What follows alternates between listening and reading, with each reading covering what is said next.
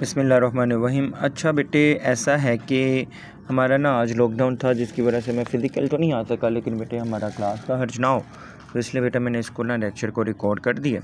कल क्लास में मैंने आपके साथ बेटा ये शेयर किया था कि किस तरीके से ऑक्सीजन है उसकी क्या होती है जी, ट्रांसपोर्टेशन होती है। तो रेस्पिरेटरी गैसेस की हम ट्रांसपोर्टेशन के बारे में बात कर रहे थे।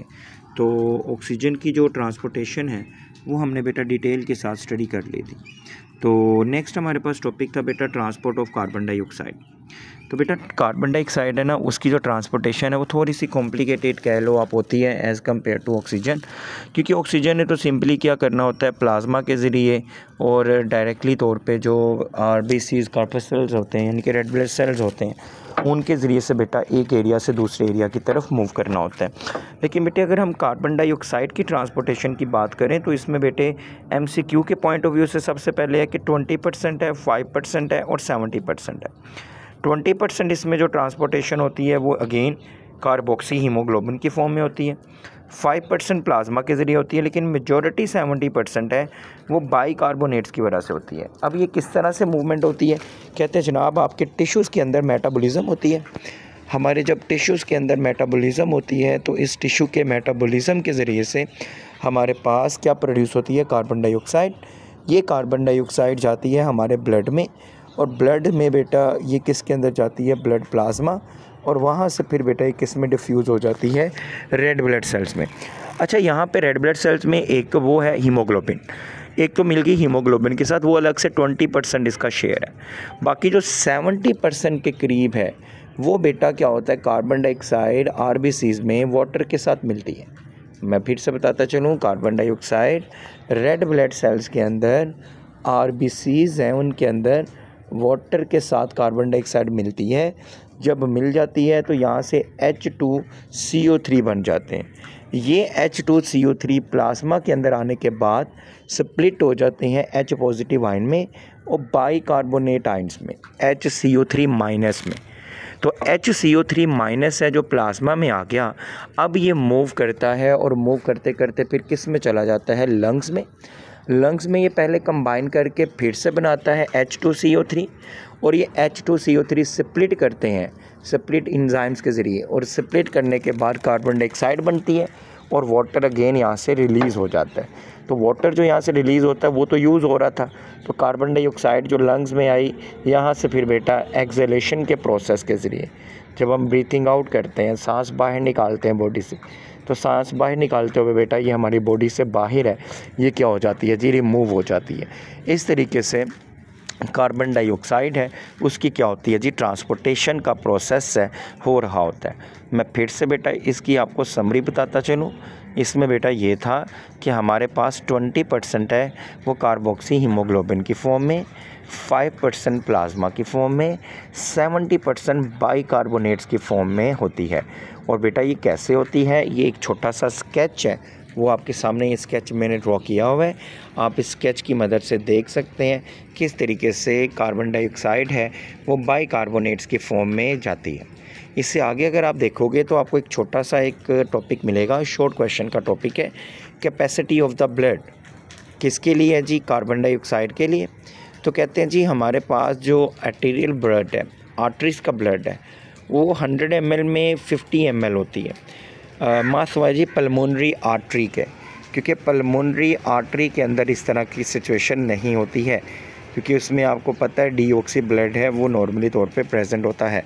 सिमिलरली वीनस ब्लड में, वीन्स का ब्लड है 54 है, और इसमें जो नेट डिफरेंस आता है ना, 50 और 54 का नेट निकालो तो बेटा वो जस्ट आपके पास 4 ml का होता है। इसी 4 ml की वजह से हमारे पास जो ये गैसेस हैं वो क्या करती हैं, आर्टरीज और इसके साथ साथ जो वेन्स होती हैं उनके अंदर ये क्या करती हैं, मूव करती हैं। तो मैं उम्मीद करता हूँ ये वाला पॉइंट है, ये मैंने क्लास में ना कल आपको जब हमने एकेडमी में क्लास किया था तो मैंने डिटेल के साथ आप लोगों को ना ये पॉइंट्स हैं ये समझा दिए थे, तो अब मैंने नोट करवा दिया था तभी।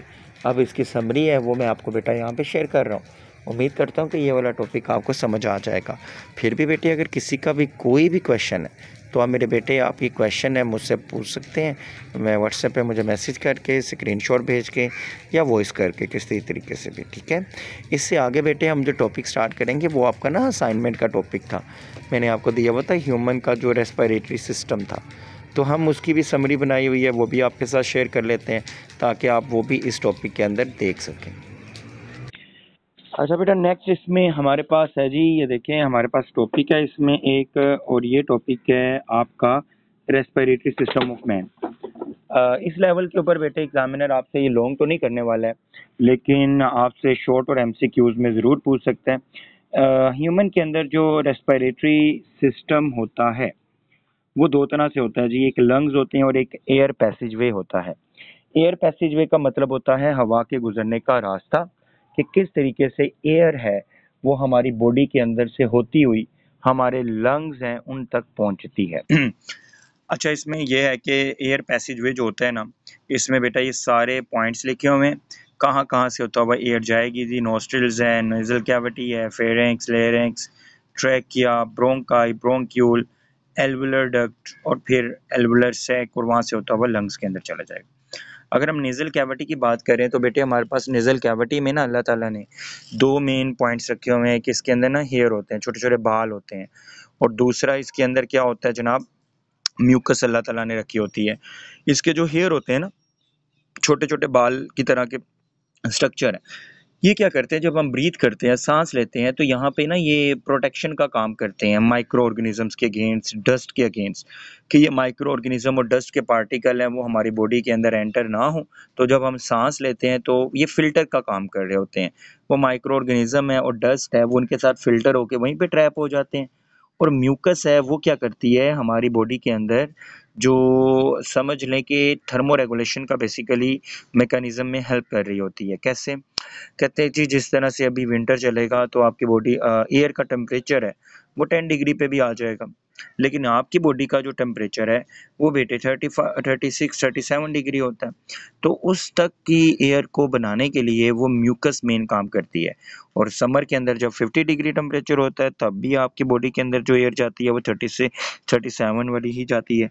तो ये काम करने के लिए यहाँ पे म्यूकस प्रेजेंट होती है। नेक्स्ट एयर मूव करते करते फेरिक्स तक जाती है, फेरिक्स से होता हुआ लेरिक्स तक जाती है, वॉइस बॉक्स भी कहलाते हैं क्योंकि इसमें वोकल कॉर्ड्स होते हैं। चैप्टर 13 है उसके अंदर मजीद आप लोगों ने इसको क्लियर भी किया है। फिर ग्लोटिस तक, और फिर मेन एक पाइप होता है इस तरह से ना, ये मेन पाइप है, मैं अगर आपको इसमें बताता चलो, इस तरह से एक इसका मेन पाइप होता है और इसमें सी शेप उल्टी ना इस तरह से सी बनी होती है, सी शेप इसके अंदर कॉर्टिलेज है, वो सी शेप इसके अंदर कॉर्टिलेज प्रेजेंट होती हैं। और ये फिर पाइप है, ये मज़ीद डिवाइड करता है लेफ़्ट साइड पे भी और इसके साथ साथ राइट साइड पे भी, और ये बेटा बनाता है ब्रोंकाई। ये सिंपल होगा ब्रोंकस, और ये ब्रोंकस और ब्रोंकाई बन गया। उसके बाद ये मज़ीद ये डिवाइड करता है और छोटी छोटी सी शेप कार्टिलेज यहाँ पे ख़त्म हो जाती हैं, और ये डिवाइड करने के बाद इस तरह से ये लॉन्गर ट्यूब बनाता है दोनों साइड्स पे। इनको हम नाम देते हैं जी ब्रोंक्यूल्स का। ये जो ब्रोंक्यूल्स हैं फिर ये क्या करते हैं, छोटे छोटे एयर पैकेट्स बनाते हैं।